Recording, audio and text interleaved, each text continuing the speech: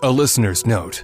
The following episode contains coarse language, adult themes, and content of a violent and disturbing nature, and may not be suitable for everyone. Listener discretion is advised. There are some days that are burned into my memory. Days that are so significant that I remember every minute of what happened. This day started in the middle of the night. I woke up to my phone lighting up. I was barely sleeping because I was sick. Not a little cough or a cold sick. I had the trifecta of a sinus infection, bronchitis, and pneumonia. But the phone didn't stop. And after a quick look at the messages, it was clear it wasn't something I should ignore. I got up and made a quick stop at the doctor in hopes he would offer me a miracle cure. Instead, he put an oxygen mask on me and told me I was too sick to leave. I panicked. A sick day was not an option. When the doctor left the room, I took off the oxygen mask and headed to work. What I was going through was so insignificant compared to the case I was about to cover. Everyone in the newsroom rallied together to cover this story. It was a day that left a scar on the soul of the city. I will never forget that moment till the day I die. Absolutely everything. Honestly, I can't think of anything that's the same. I truly believe I died that day. Who I was, what my life was, how my family was.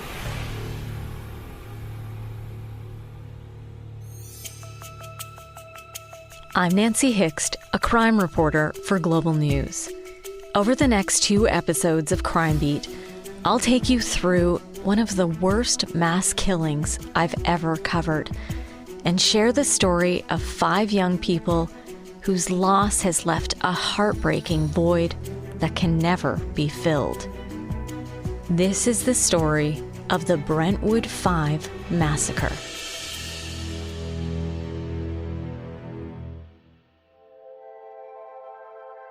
When you live in a city where it feels like it's winter most of the year, people celebrate even the slightest warm spell. It's not unusual to see people out on patios wearing shorts in Calgary in April, even though it's likely only 15 degrees Celsius or 59 Fahrenheit. Shorts are also part of a year-end tradition at the University of Calgary called Bermuda Shorts Day.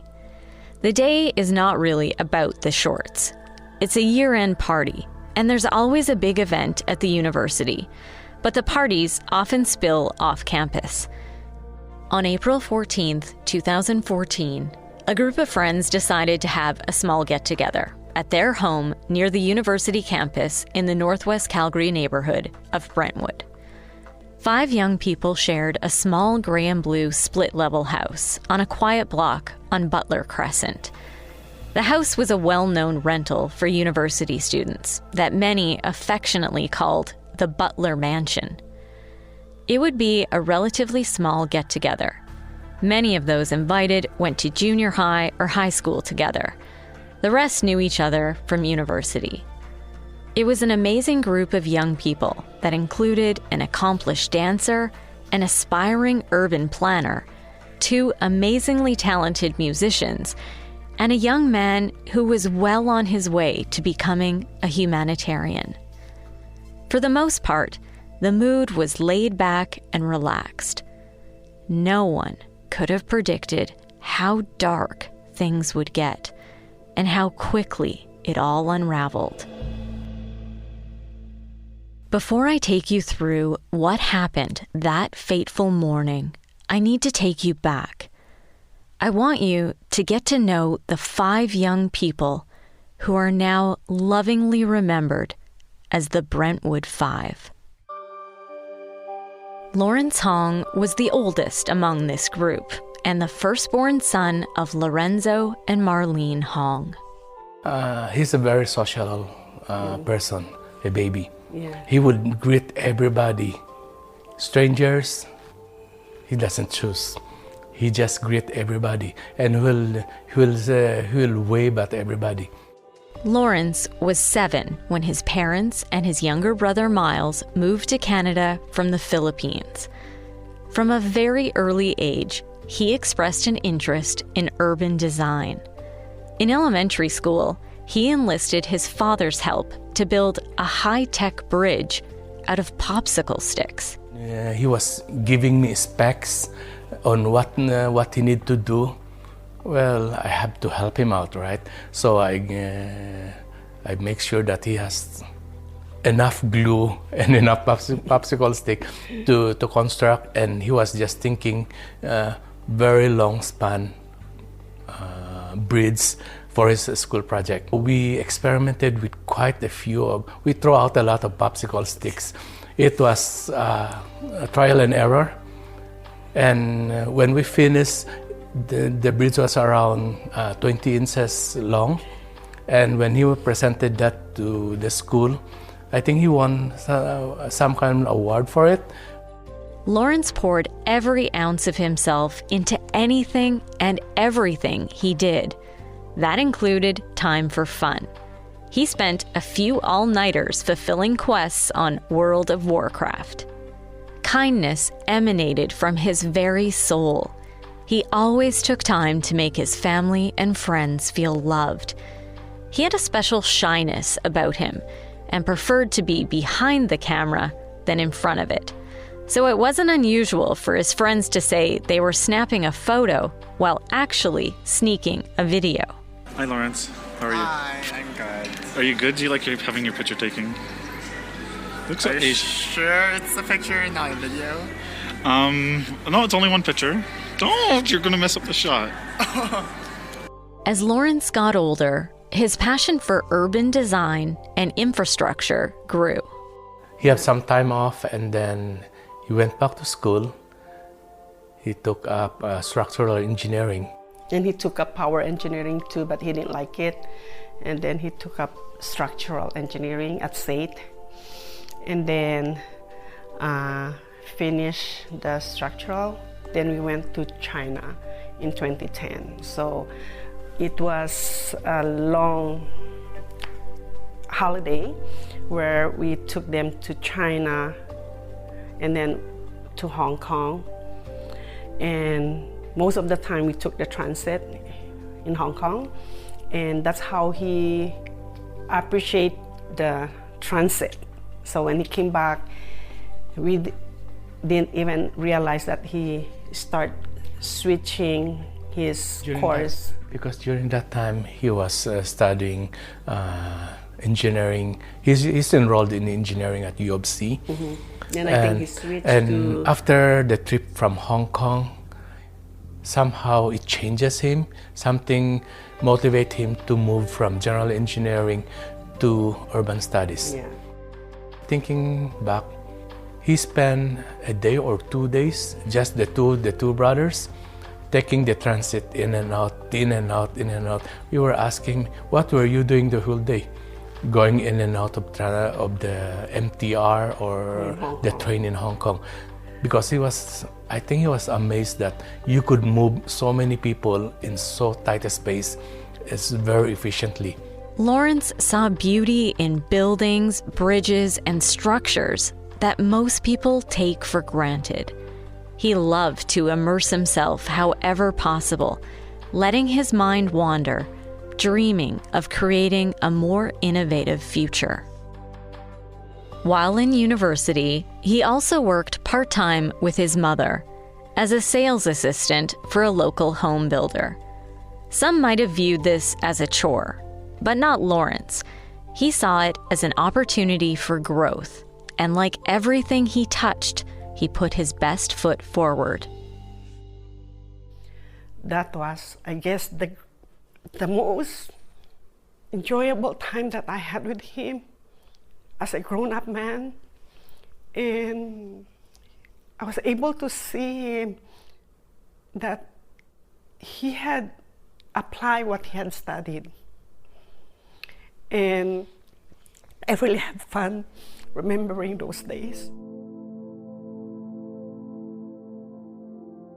Lawrence's younger brother went to school with Katie Paris. She was born on February 5th, 1991, and her parents, Greg Paris and Shannon Miller, immediately fell in love with her. She had an older sister and a younger brother. Later, her father remarried, and soon after, Greg and Cam Laraway had a baby. Ring around the roadie, a pocket full of goldie. Husha, husha, we all fall down. Katie was over the moon excited and adored her little sister, and her little sister adored her. My daughter, our daughter, her little sister just idolized her. And when she'd come over, like she literally would pet her hair because she had long hair. My daughter, she wanted long hair so badly and it just never grew. So she would just stare at Katie's hair and just like pet it and brush it. And brush she'd let her brush it incessantly when she was little, yes. Like, patience with her sister.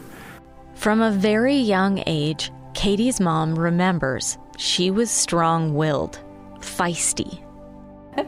Mostly she was stubborn, which that was a love-hate thing I had for her because I really admired actually her tenacity in standing up for what she believed in, even as like little.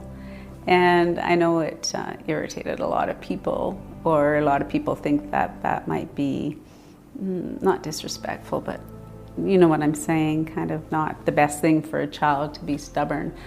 But it wasn't always. It was just really when she believed in something. And that, as she grew older, that continued on with her friendships and with her family. Stubborn in that she would protect you and support you and defend you. She knew what she wanted, and she wasn't afraid to take a stand for whatever that was. Well, this is a silly example, but I think about it all the time and it makes me laugh. We went to pick up Nikki, so her older sister, and Katie would have been 3. And it was June, and we went to pick her up from school, and Katie wanted to wear her bikini and her cowboy boots. And I'm like, here, let's throw a sweater on. And no, she was adamant that this is what she wanted to wear. And I'm like, cool, let's go with it. And I did get a few comments from some of the moms that it wasn't appropriate. And I'm like, she's 3. And good for her for choosing what she wanted to wear. And I know that's silly, but it showed me right then and there that she had a mind of her own. That tenacity gave her father comfort. He never worried she would be taken advantage of. She turned into a very strong woman, very sensitive woman that protected her heart with a somewhat of a crusty exterior, but it was to protect a very sensitive inner side. And she's fiercely loyal to all of her friends and all of her family. So there's many occasions where she would tune in a friend's boyfriend for not treating her friends well. And that was pretty typical of her. She had a strong opinion. She was willing to share it. And in that way, she was a lot like me. So we had a kindred kind of spirit. We knew at 6 months she was different than her older sister, that she was more headstrong and stubborn. And the truth, when you have 3 daughters like I do, I like that a lot, because she was obviously going to be capable of taking care of herself. And you know how difficult sometimes it can be for women, especially in relationships with strong men or difficult men. I never worried about her having the ability to take care of herself, not only in her working life, but in her relationships. So she did not settle for any situation that didn't work for her. School came easily to Katie. She loved to write. But it was only when she was introduced to dance that she truly found her calling. It was always great to watch her dance because she was so passionate, and her face lit up when she danced. You could tell that was her passion.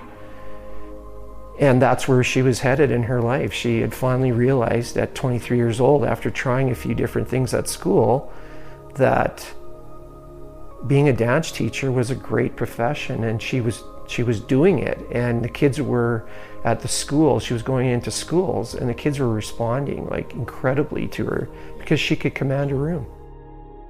How exciting was it for you as a mom, seeing her just like find that thing? Was everything. Yeah. Yeah. She struggled a lot. Sorry. Yeah, she struggled a lot to figure out what she wanted to do. And I think because her older sister was so solid in what she wanted, like she just knew. And I mean, of course, that's very rare as it was, but Katie floundered a little bit, not really knowing what direction she should go in. And I think too, because she was 23, she thought, she should be getting herself together and knowing what she wanted to do. So yeah, when she decided on that, she just lit up, like from inside. So her eyes were glowing again, and she had this confidence that I hadn't seen for a really long time. So that was just really, really special to see. Katie knew Jordan Segura from high school. They shared a circle of friends. He was raised by Patty Segura, a single mother. And he had a brother who was only 17 months older than him. I can tell you they were each other's first friends. Jordan followed Julian around. Even before he could move and crawl, he was watching every move Julian made. Patty and her boys were like the Three Musketeers, all for one and one for all. We did pretty much everything together. The kids started skiing and snowboarding when they were quite young. I think they were probably about 7, 8 years old. So the three of us, me and the two kids, we often went to Nikiska. This is before the kids were driving and having part-time jobs.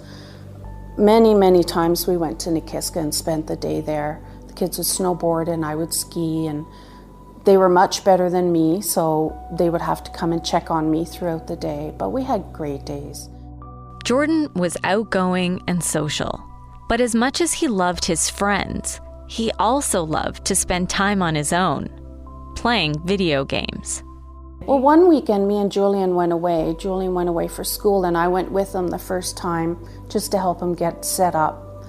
And so we were gone for the weekend, and all Jordan had to do was stay home and take care of the dog.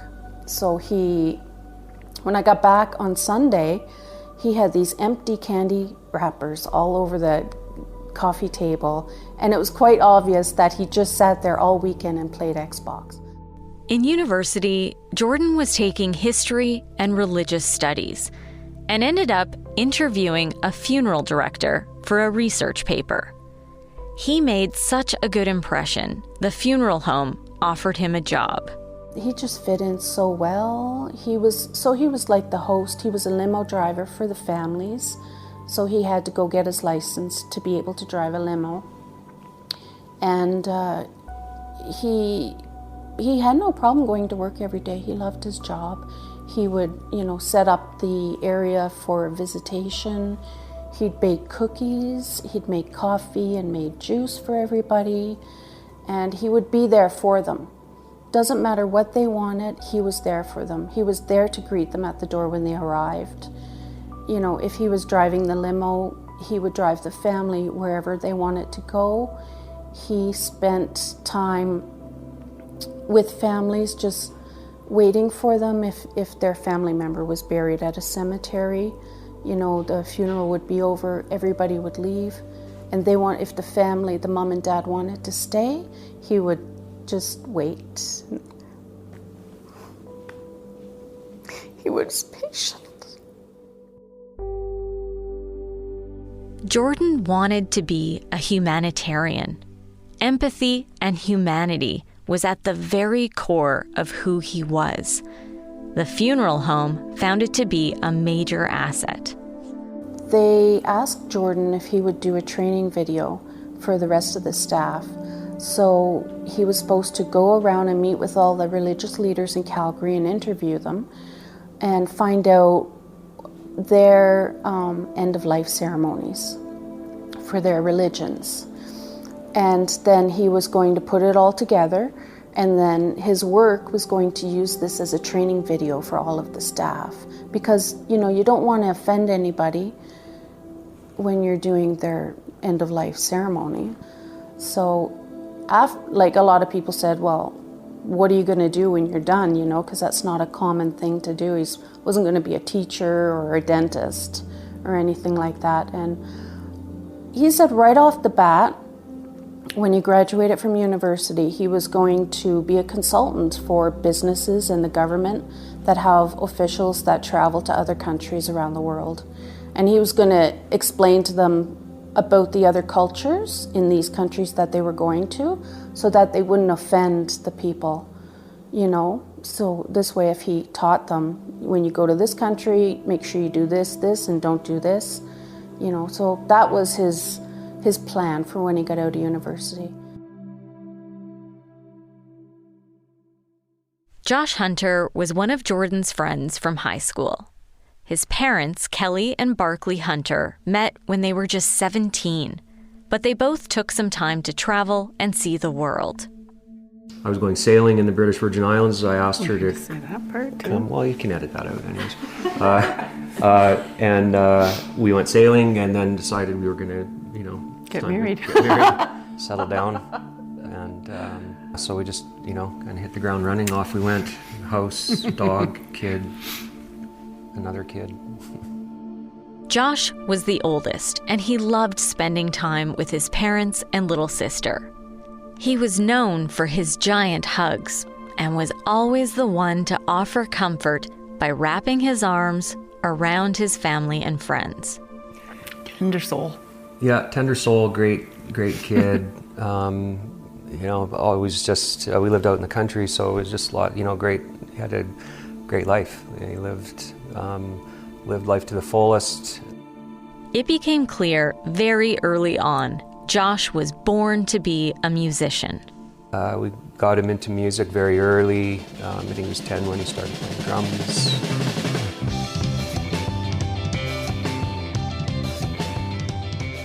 He's very passionate about that, connected with music in a big way, and that was a big part of his journey. And even from the get-go, he was the kind of kid that you weren't going, oh, God, but he could do it. Yeah. So it wasn't, you weren't just hearing a bunch of smash and bash, and he was actually, he had rhythm. We had a room where, you know, the music room where it was set up, and so he worked at it and was involved in music at school and started a band, and, you know, it was just a big part of his life. He was in grade 11. Yeah. When they started Zachariah and the Prophets, and Zach and Barry were in grade 10.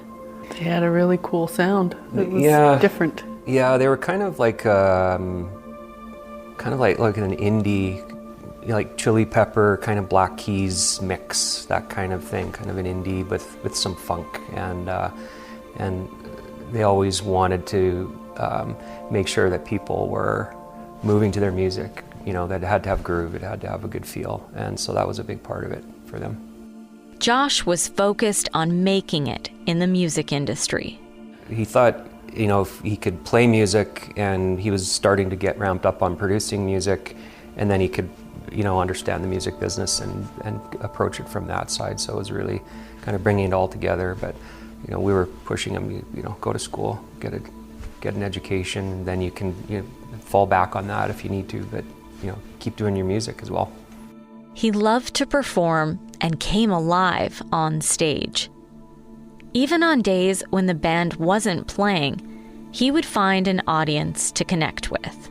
You know, he made a point of connecting with people, and he'd go down to Princess Island Park and busk, and so he was excited.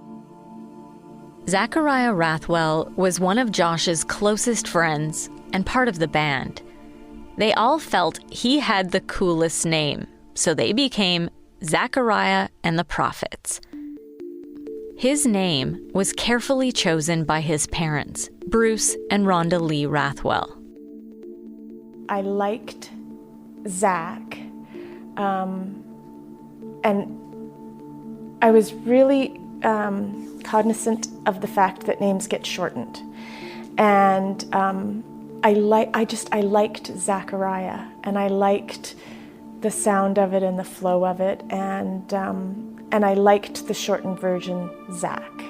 So, but I didn't like Zach, so that's why he's Zackariah. And we used to joke that he was going to be 20 before he knew how to spell his name. I have a footstool that has his name carved into it in blocks. It's like a puzzle. And he used to, he'd stand on it to brush his teeth and things like that. And that that was how he learned to spell his name, because he saw it twice a day. It was always there. When he was just a little boy, it became clear Zach was gifted with a wildly creative mind. He was in the playpen, and I was doing laundry or something, and I had to go up and down stairs. So I popped him in the playpen, and I put on Fantasia, Disney's Fantasia. And he stood there, and he sang along, and he conducted, and he would talk like he was given a soliloquy, and he loved that video. He would watch it over and over. His love of Fantasia was a hint of his passion for music that would come to light just a few years later. He was in, I'm going to say grade 7, and he wanted a guitar, and he wanted guitar lessons. And anybody that has kids knows that they go through these sort of phases, and do you really want to do that? Is that something you really want to do? Like, am I going to go out and spend $200 on something and it's going to get thrown in a closet? And he was, nope, I want to play guitar. And by that time, Bruce and I were divorced, and so there wasn't a lot of extra money. And I had a girlfriend whose daughter had done exactly that. Oh, I want to play guitar. And they had bought her a guitar and an amp, and it was now sitting in the back of the closet. And so she sold it to me for really cheap, and that was Zach's first guitar, and he never stopped playing. Zach spent hours and hours practicing in the basement. The sound of him strumming would waft upstairs and bring a special calm to his mother.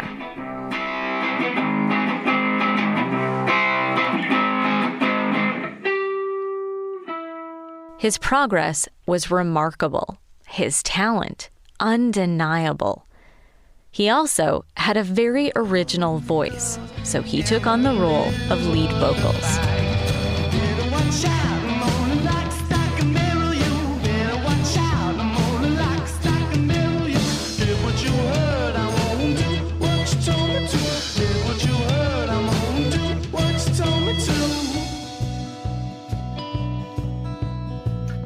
Zach had found his true love in music.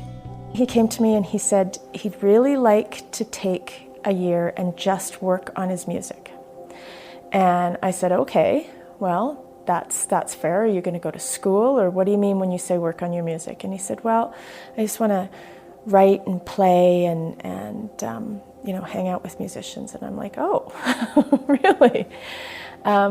And so we actually came to an agreement that he would clean the house once a month, and that would be his rent. And so he did. Once a month, he'd kick us all out. No one could be home, and he would clean from top to bottom, and he did a really good job, and that was our agreement. Zachariah and the Prophets wasn't just a group messing around. The four friends were talented musicians who were making waves in Calgary. On April 12, 2014, 2 days before the party, the band celebrated a major milestone, the release of their first EP. They described the album as a love child of 5 years of funky good times that came together in one crazy weekend. We were at the Palomino, sold out, packed room. Kelly's 82, up on the chair grooving. The band was in, great form, doing a great show. And we were, yeah, it was a huge night. There was a lot leading up to that, getting the EP done and then getting it all pulled together. And it was an amazing night, and we were all super happy. They were so pumped, so excited about it, and got a lot of validation for the music that they were doing. You know, it was really cool. The release was everything the band had ever dreamed of. It was great. All the bands were wonderful, and then really when Zach and the boys got up there, they just had everybody dancing and moving and cheering, and yeah, it was pretty amazing. I have some video from that night that's very, very special. In the meantime, the roommates at the Butler Mansion in Brentwood, including Jordan Segura, spent several days tidying up. They were excited for their Bermuda Shorts Day party. The last time we saw Jordan was at home. Julian was working in the garage and I was in the kitchen, and Jordan wanted to borrow the gardening equipment so he could clean up the yard at Butler.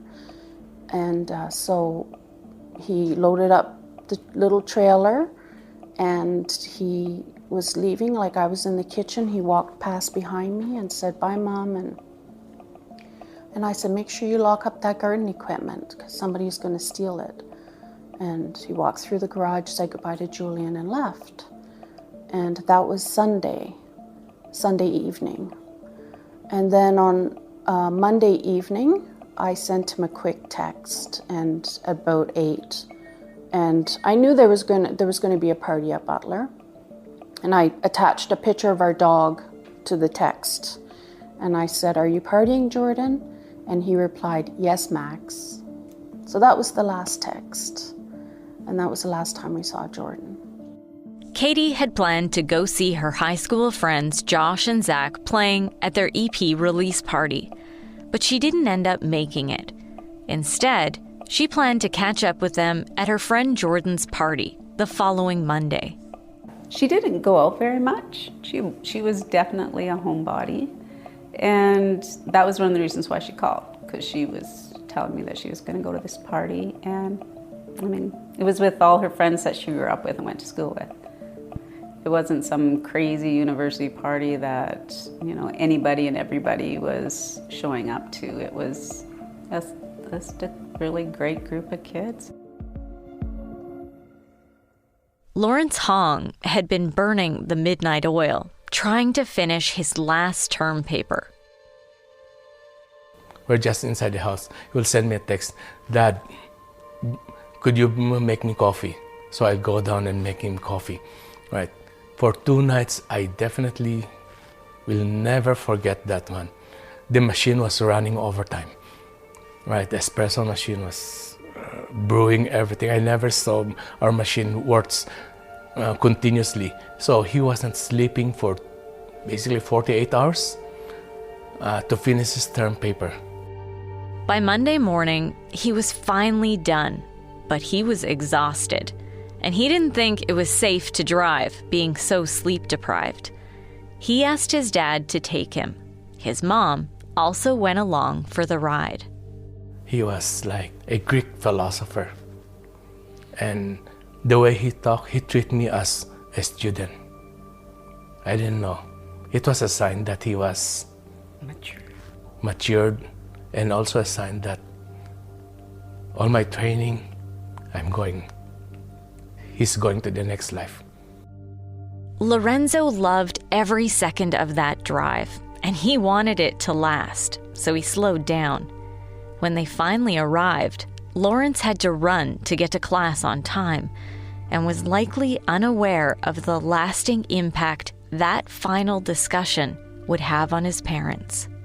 When Marlene moved from the back to the front seat, I said, my dad has passed away then. I said to Marlene, Papa would be very proud of Lawrence. Didn't know the significance. Because he would be very proud of what he had become. Just by that short conversation, he has shown maturity beyond years. That day, the Bermuda Shorts Day parties were underway at the university. Josh shared a video of the festivities on social media with the caption, "Crazy Town BSD." He parked there in the morning and rode his bike to school, went to Bermuda Shorts Day. Zach was taking classes at the Alberta College of Art and Design, now known as the Alberta University of the Arts. After school, he went home and told his mom he planned to meet up with Josh and the rest of their friends in Brentwood. I specifically remember standing by the stove with him and him telling me what he was doing that night, and that he only had a couple more classes left before he was done, and that he was planning on drinking, and he was going to ride his bike. He wasn't going to drive, but he was going to stay over there, and then he would just ride his bike to ACAD in the morning because it was close. And I just told him I loved him, and he said he loved me, and I gave him a kiss. I had to stand on my tippy toes, give him a kiss. And he helped me carry the stuff out to the car, and I drove off. And that was the last time I saw him.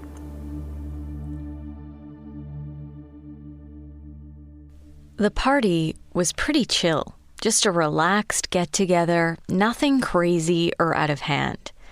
A few people hung around the fire pit in the backyard, others inside the house. There was one guy who stood out. He was 22 years old and was invited by Brendan, one of the roommates of the Brentwood house. They were childhood friends. He arrived late to the party, and his conversations seemed ominous. He was going on and on about conspiracy theories. Most of the people didn't think much of it. This wasn't a judgmental group. But his behavior got more and more strange. At one point, he put on blue surgical gloves and even kept them on when he washed his hands. He also carried garlic in his pocket.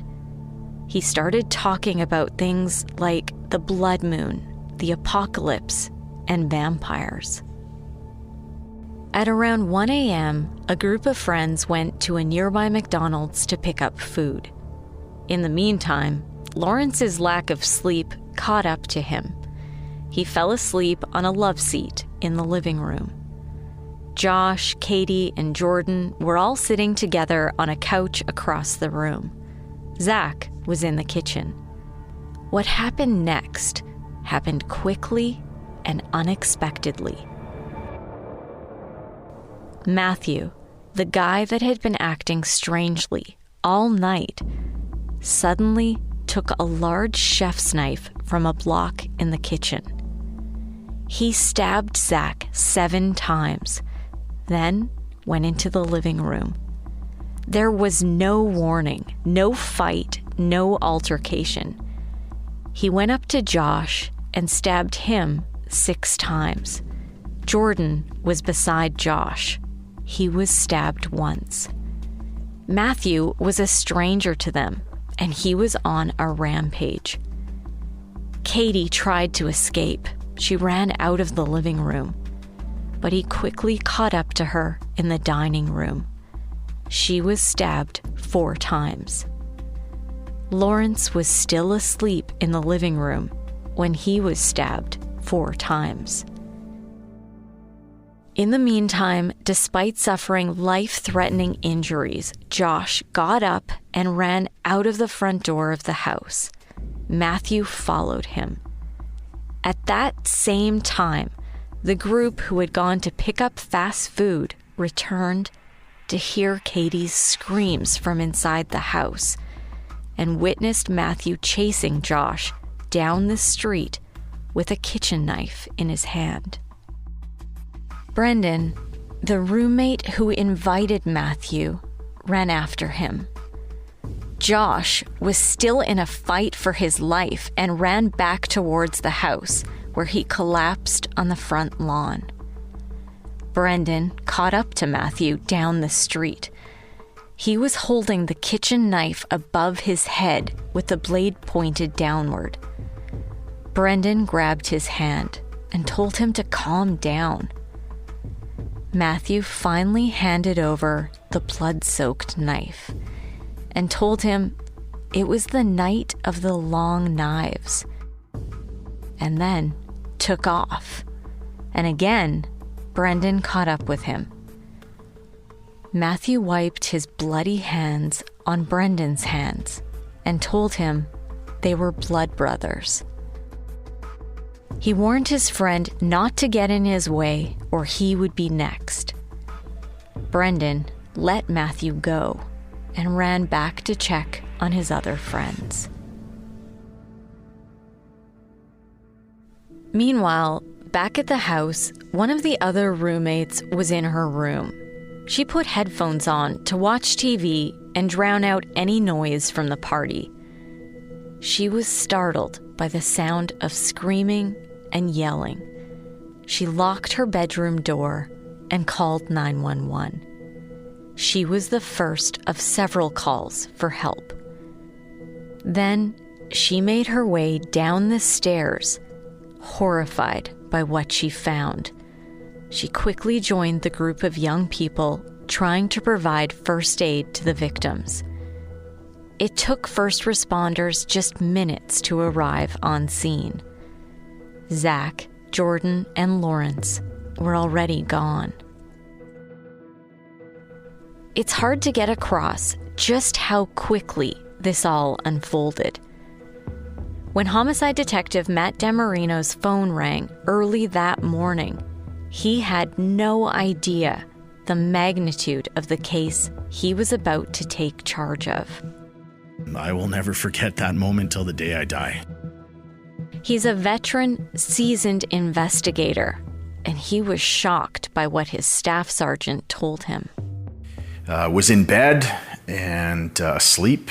Took the call at about 2 o'clock in the morning, and my boss told me, we have 3 people dead. We have 2 more who are about to die. DeMarino estimates all 5 victims were stabbed in less than a minute. Josh was rushed to hospital, but passed away about a half hour later. Katie was also taken to hospital, but despite medical intervention, she was pronounced dead at 3 that morning.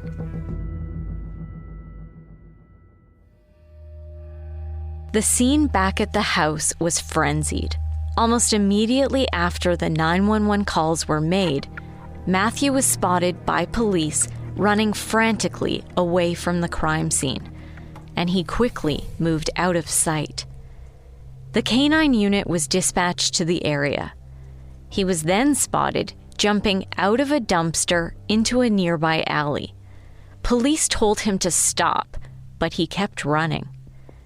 One of the police service dogs was deployed and caught up to Matthew. The dog tried to jump his chest, and he fought back, punching the dog in the head. Canine unit officers noted he had a blank stare on his face and appeared to have no fear of the police service dog, which was unusual. They continued to issue commands to stop and get on the ground.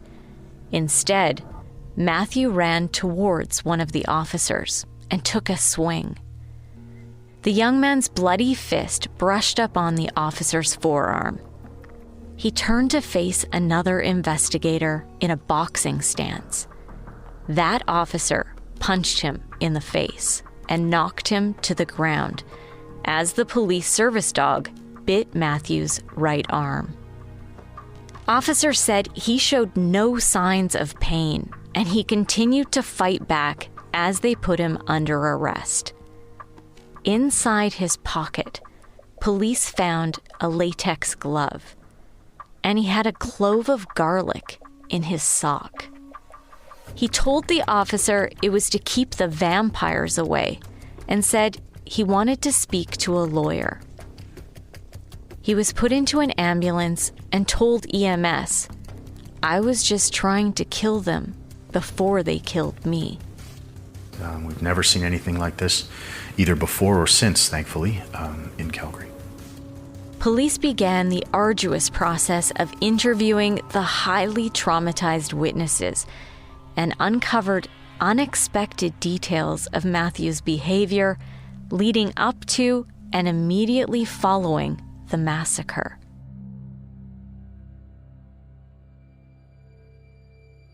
All of the facts in this case are documented by the courts, and I'll explain it all in more detail in the next episode. This was the single biggest mass killing in Calgary's history. Parents of hundreds of university students would wake up to the horrifying news, and dozens would call police panic-stricken, wondering if their children were the ones killed. That caused us a lot of concern. So obviously, very shortly after this happened, the news broke of it. And we had a situation where we had a tremendous amount of parents waking up in the morning, watching the news, and realizing that 5 university students had been killed. And of course, their own kids had been out celebrating, Bermuda Shorts Day, and you can imagine trying to call, and maybe those kids aren't up yet, or their phones aren't on anymore, and all that kind of stuff, and the panic set in. 5 families were about to be shattered beyond repair.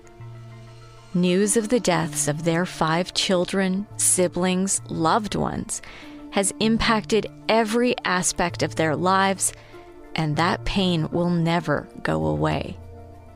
How could one person kill 5 people, and so quickly?